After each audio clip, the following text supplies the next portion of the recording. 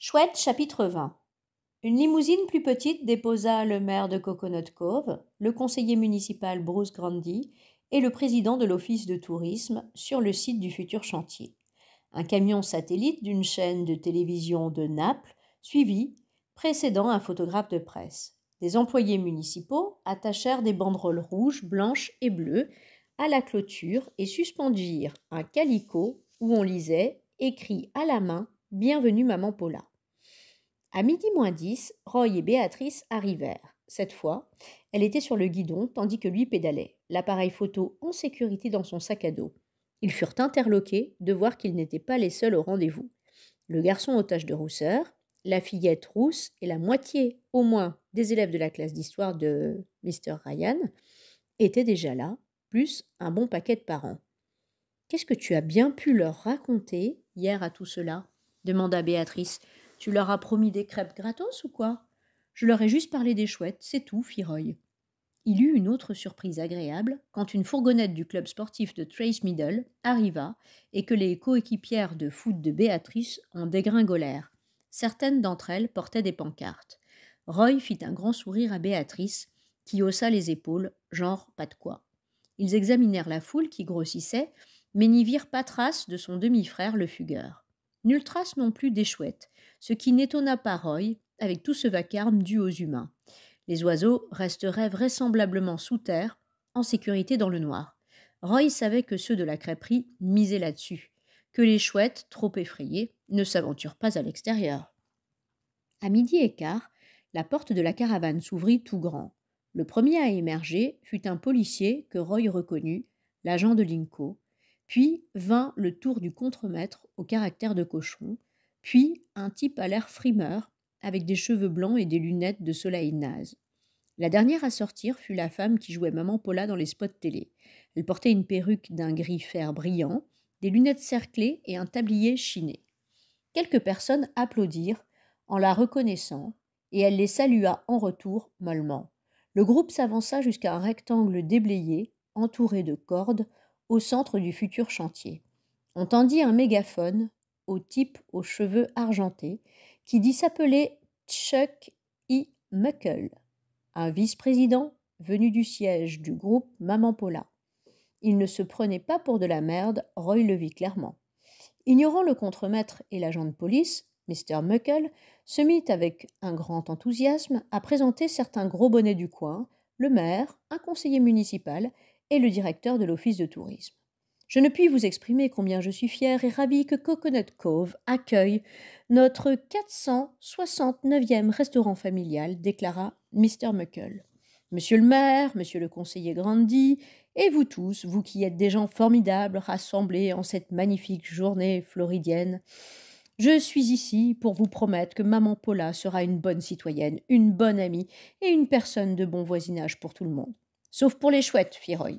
Mr. Muckle ne l'entendit pas. Saluant le groupe d'élèves, il leur dit « Je suis vraiment enchanté de voir réunis en ce jour tant de jeunes représentants de notre fine fleur. C'est un moment historique pour votre ville. Notre ville, devrais-je dire, et nous sommes heureux que vous ayez pu interrompre brièvement vos cours et venir faire la fête avec nous. » Il marqua un temps en se fabriquant un gloussement.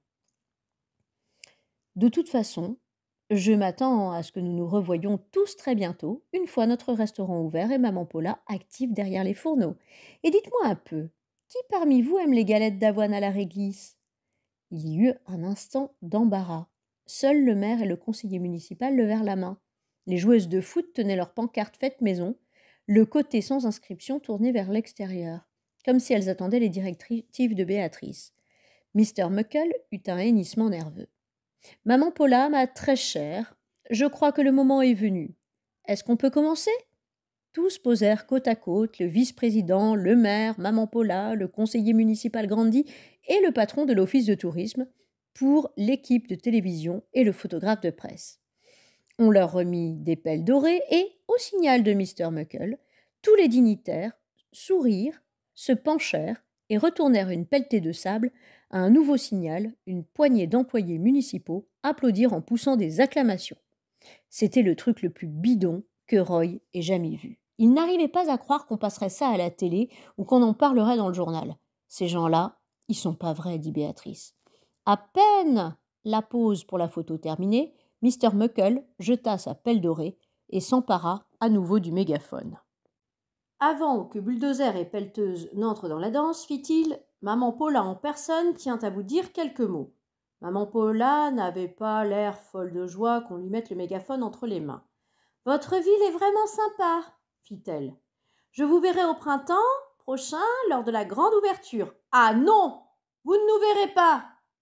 Cette fois, les mots sortirent quasiment comme un cri de la bouche de Roy, et personne ne fut plus abasourdi que lui. Une onde de choc parcourut l'assistance et Béatrice se faufila plus près de Roy, s'attendant à demi à ce qu'on s'en prenne à lui. L'actrice, personnifiant Maman Paula, parut fâchée et scruta la foule par-dessus la monture de ses lunettes. « Bon, qui a dit ça ?» Roy se surprit à lever le bras droit. « Moi, Maman Paula !» s'écria-t-il. « Si vous touchez à une plume de nos chouettes, je mangerai plus jamais vos saletés de crêpes. »« De quoi vous parlez? Quelle chouette ?» Chuck Muckle allongea la main vers le mégaphone, mais Maman Paula lui fila un coup de coude en plein dans l'estomac. « Arrière, Chucky Chouquette !» lui souffla-t-elle. « Venez voir par vous-même, dit Roy. Geste à l'appui. Partout où vous voyez un trou comme celui-là, il y a le nid d'une chouette sous terre. C'est là qu'elles le bâtissent pour pondre. C'est leur habitat. » Les joues de Mr. Muckle s'empourprèrent. Le maire eut l'air perdu, le conseiller Grandy semblait au bord de l'évanouissement et le type de l'office de tourisme paraissait avoir avalé une savonnette de travers. Maintenant, dans la foule, les parents parlaient à voix haute en se montrant du doigt les fameux trous. Une poignée d'élèves se mirent à scander leur soutien à Roy et les coéquipières de foot de Béatrice à brandir leurs pancartes écrites à la main. On lisait sur l'une « Ouh, Maman Paula se fout des chouettes, ouh !» et sur une autre « Go home, tueur d'oiseaux !» et sur une troisième encore « Sauvez les chouettes, au trou, les crêpes au beurre salé !» Tandis que le photographe de presse mitraillait les manifestants, Maman Paula fit d'une voix implorante. « Mais je leur veux pas de mal à vos chouettes, moi qui ferai pas de mal à une mouche !» Chuck Muckle, se réemparant du mégaphone, mugit une verte réprimande à l'adresse de Roy. « Jeune homme, vous feriez mieux d'être sûr de votre fait avant de porter des accusations aussi scandaleuses et diffamatoires. Il n'y a pas de chouette ici, pas une seule. Ces vieux terriers sont abandonnés depuis des années. »« Ah ouais ?» Roy glissa la main dans son sac à dos et en sortit prestement l'appareil photo de sa mère. « J'ai des preuves !» cria-t-il. « Là-dedans !» Les gamins de l'assistance ululèrent et poussèrent des hurrahs. Chuck Muckle fit soudain grise mine, la bouche grande ouverte. Bras tendu, il tituba en direction de Roy. « Faites voir ça ?» Filant hors d'atteinte, Roy alluma l'appareil numérique et retint son souffle. Il ne savait pas ce qu'il allait voir. Il appuya sur le bouton pour afficher la première photo prise par doigt de mulet. À l'instant où l'image floue et distordue apparut dans le viseur, Roy sut qu'il était dans le pétrin. C'était la photo d'un doigt. Avec anxiété, il enclencha le deuxième cliché et ce qu'il vit n'était pas moins décourageant. Un pied nu crasseux, celui d'un garçon, semblait-il. Et Roy savait à qui il appartenait. Le demi-frère de Béatrice avait beau avoir de nombreux talents, photographier la nature n'en faisait pas partie, c'était évident. En désespoir de cause, Roy effleura le bouton encore une fois et une troisième photo surgit en un déclic. Cette fois, on voyait dans le cadre autre chose qu'une partie de corps humain, une forme à plumes lointaines qu'illuminait inégalement le flash de l'appareil. « Là !» s'écria Roy. « Regardez !» Chuck Muckle lui arracha l'appareil et examina la photo à peu près 3 secondes avant d'éclater d'un rire cruel. « Et c'est supposé être quoi, ça ?»« Une chouette !» s'écria Roy. Et c'en était une. Roy en était certain. Malheureusement, l'oiseau avait dû faire pivoter sa tête juste au moment où Doigt de Mulet avait appuyé sur le bouton. « Pour moi, ça a tout l'air d'une motte debout, » dit Chuck Muckle. Il leva l'appareil afin que le premier rang de l'assistance puisse voir le viseur. « Ce garçon ne manque pas d'imagination, hein ?» ajouta-t-il sournoisement. « Si ça, c'est une chouette, moi, je suis un aigle à tête blanche. »« Mais c'est une chouette !» insista Roy. « Et cette photo a été prise ici même, la nuit dernière. Prouvez-le !» jubilait Chuck Muckle. Roy n'avait pas de réponse à ça, il ne pouvait rien prouver. L'appareil de sa mère passa de main en main dans la foule, et le temps que Roy le récupère, il sut que la plupart des gens ne pouvaient affirmer qu'il s'agissait d'un oiseau sur la photo. Même Béatrice n'en était pas sûre, tournant le viseur de côté, puis son dessus-dessous, en essayant en vain d'identifier une partie révélatrice de l'anatomie d'une chouette. Roy était accablé, les photos du demi-frère de Béatrice étaient inutilisables.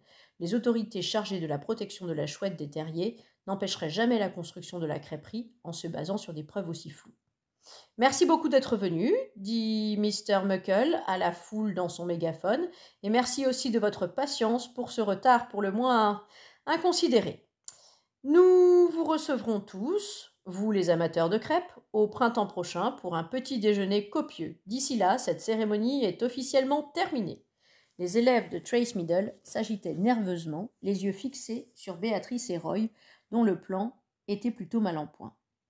Ce dernier sentait ses épaules ployer sous le poids de la défaite, tandis que le visage de Béatrice n'était plus qu'un masque sinistre de résignation. C'est alors qu'une voix fraîche s'éleva. « Attendez, c'est pas terminé, très loin même. » Cette fois, ce n'était pas celle de Roy. « Oh oh !» fit Béatrice en relevant la tête. Une fillette à l'arrière poussa un cri aigu et tout le monde pivota comme un seul homme pour voir de quoi il retournait. À première vue, on aurait pu prendre l'objet posé au sol pour un ballon. Mais c'était en fait la tête d'un garçon. Il avait les cheveux blonds en broussailles, le visage couleur caramel et de grands yeux qui ne sillaient pas. La ficelle d'un cerf-volant reliait ses lèvres pincées à l'anse d'un grand seau de tôle quelques mètres plus loin. Les gros bonnets s'empressèrent de se détacher de la foule, Roy et Béatrice sur leurs talons.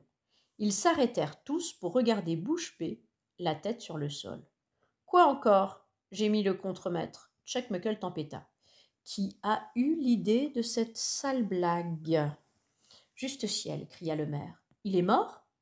Le garçon était tout sauf mort. Il sourit à sa demi-sœur et fit un clin d'œil espiègle à Roy. Il s'était débrouillé, Dieu sait comment, pour loger son corps maigre dans l'ouverture d'un terrier de chouette, si bien que seule sa caboche dépassait. « Salut, maman Paula !» dit-il. L'actrice s'approcha d'un pas hésitant. Sa perruque semblait légèrement de travers et son maquillage fondait sous l'effet de l'humidité. « Oui, qu'y a-t-il » demanda-t-elle, mal à l'aise. « Si vous enterrez ces oiseaux, faudra m'enterrer avec aussi, lui dit Doigt de Mulet. Mais non, j'adore les oiseaux, tous les oiseaux. Agent de Linco, où êtes-vous ? Chuck Muckle fit signe au policier d'avancer. Arrêtez-moi ce petit con impertinent et que ça saute. Pour quel motif ? Violation de propriété, ça crève les yeux. Mais votre groupe a annoncé que cet événement était ouvert au public, lui fit remarquer l'agent de Linco. Si j'arrête ce garçon, je serai obligé d'arrêter aussi tous ceux qui sont présents sur ce terrain. Roy observa qu'une veine du cou de Mr. Muckle se gonflait et se mettait à pulser comme un tuyau d'arrosage. « Dès demain matin, je toucherai un mot à votre sujet au chef Deacon, » siffla Mr. Muckle entre ses dents au policier. « Ça vous laissera toute la nuit pour torcher votre CV. » Puis il braqua un regard foudroyant sur le contremaître au désespoir. « Mr. Branitt, voulez-vous avoir l'obligeance de déraciner cette mauvaise herbe filandreuse de notre terrain ? » « Vous amusez pas à ça, les avertit le demi-frère de Béatrice, mâchoire serrée. « Tiens donc, et pourquoi ?» fit Chuck Muckle. Le garçon sourit. « Rends-moi service, Roy. Regarde ce qu'il y a dans le seau. » Roy ne fut que trop heureux de s'exécuter. « Tu vois quoi ?» demanda le garçon. « Des mocassins bouche de coton, » répondit Roy. « Combien ?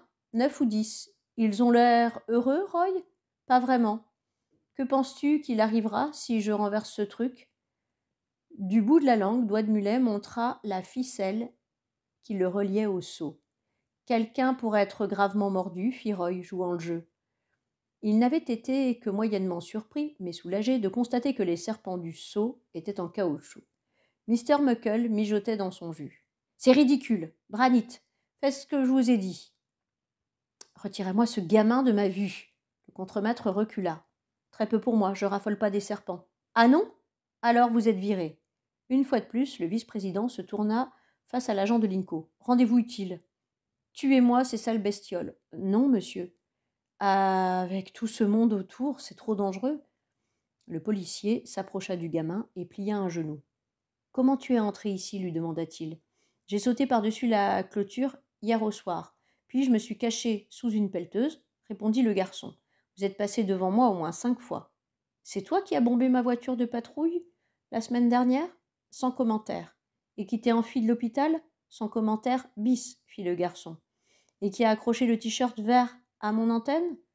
Vous comprenez pas, monsieur. Les chouettes avaient aucune chance contre ces engins. Si, je comprends, je te jure que oui, dit l'agent de Linco. Encore une question. Tu es sérieux avec ces bouches de coton? Sérieux comme une crise cardiaque.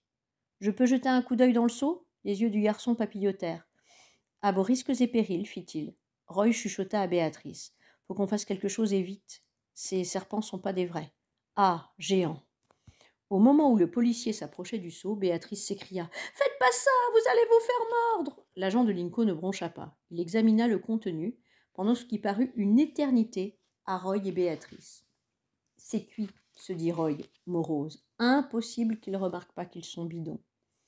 Pourtant, le policier s'éloigna du seau sans piper mot. Alors, demanda Mr. Muckle, on fait quoi? Le gamin plaisante pas. Si j'étais vous, je négocierais, conseilla l'agent de Linco. Ah, je ne négocie pas avec des jeunes délinquants. Avec un grognement, Chuck Muckle arracha la pelle dorée des mains du conseiller Grandy et se rua vers le seau. Non, beugla le garçon dans le sol, crachant la ficelle. Mais on ne pouvait plus arrêter le représentant de maman Paula. D'un large revers de pelle, il renversa le seau et se mit à taper et hacher menus les serpents, écumant d'une rage aveugle. Il ne s'arrêta qu'après les avoir mis en pièces, en petits morceaux de caoutchouc. Épuisé, Chuck Muckle se pencha et plissa des yeux pour examiner les reptiles jouets mutilés. Son expression refléta à la fois l'incrédulité et l'humiliation. Bon sang, qu'est-ce que... siffla-t-il comme un asthmatique. Durant sa violente agression des bouches de coton, la foule avait poussé des « oh » et des « ah ». À présent, on n'entendait plus que des clics-clics-clics de l'appareil du photographe de presse et le halètement du vice-président de maman Paula. « Eh, sont faux ces serpents !» s'exclama le frisé d'une voix flûtée. « Sont même pas vrais !» Roy se pencha vers Béatrice et lui souffla. Einstein, le retour. Chuck Muckle pivota au ralenti. Il menaça du tranchant de la pelle le garçon coincé dans le terrier de chouette.